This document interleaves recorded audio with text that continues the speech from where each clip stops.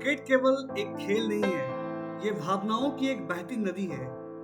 और जब इस नदी का प्रवाह बदलता है, तो उसका असर पूरे देश की धड़कनों पे पड़ता है। 2025 की गर्मी में भारतीय क्रिकेट के टेस्ट फॉर्मेट में एक बड़ा मोड़ लिया है।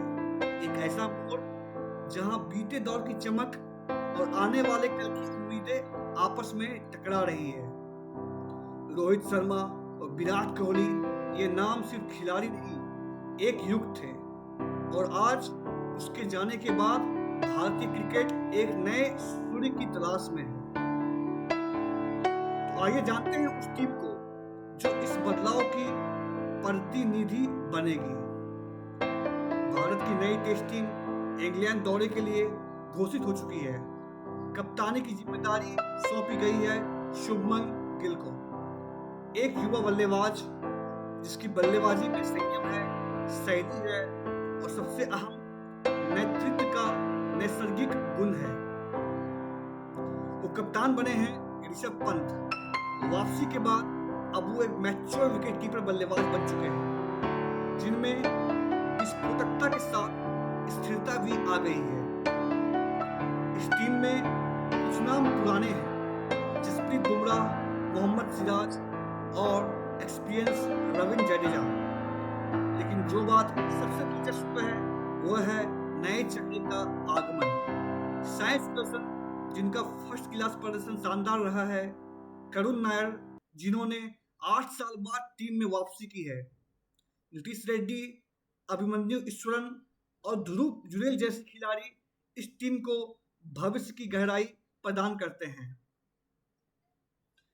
इस टीम का चुनाव ये बताता है कि चयनकर्ताओं की सोच अब भविष्य पर केंद्रित है।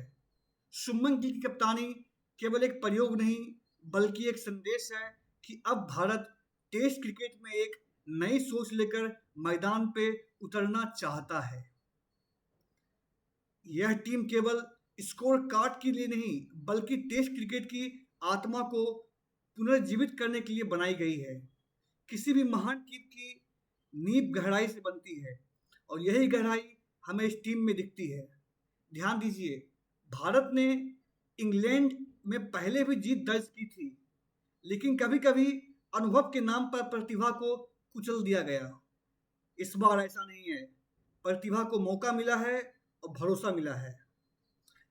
लेकिन हर फैसलों के साथ कुछ सवाल भी उठते हैं। क्या यह टीम अनुभव की कमी से जूझेगी? बुमराह को कप्तानी से हटाकर केवल बॉलिंग पर फोकस करना, क्या यह सही फैसला है?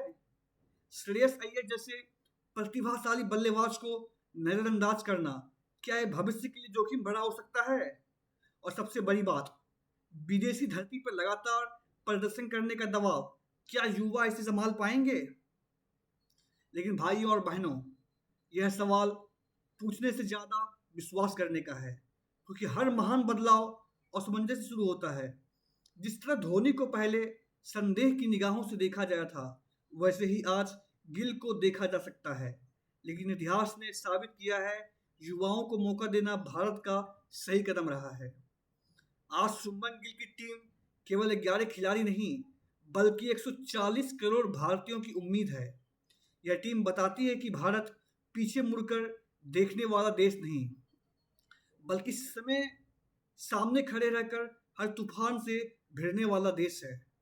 जब ये खिलाड़ी इंग्लैंड की सर्द हवाओं में तिरंगे को सीने से लगाकर उतरेंगे, तो उनके साथ पूरा देश खड़ा रहेगा, एक नई शुरुआत के साथ, एक नई सोच के साथ। क्योंकि बदलाव डर से नहीं, भरोसे से आता है। और आज इस टीम को हमारा वही भरोसा चाहिए, क्योंकि ये सीरीज सिर्फ एक सीरीज नहीं है, यह एक नई किताब का पहला अध्याय है, जिनमें लिखा होगा, हमने खोया बहुत कुछ पर पाया भविष्य। सबसे बड़ी बात यह है कि बिना रोहित और विराट कोहली को टीम में लिए हुए इस युवा खिलाड़ी एक सबसे बड़े गैंगस्टर बैन स्टोक का सामना कैसे करेंगे? क्योंकि बैन स्टोक टेस्ट टीम का एक रीढ़ का हड्डी है इंग्लैंड का। उनका सामना कैसे करेंगे युवा खिलाड़ी, ये हमें देखने को मिलेगा।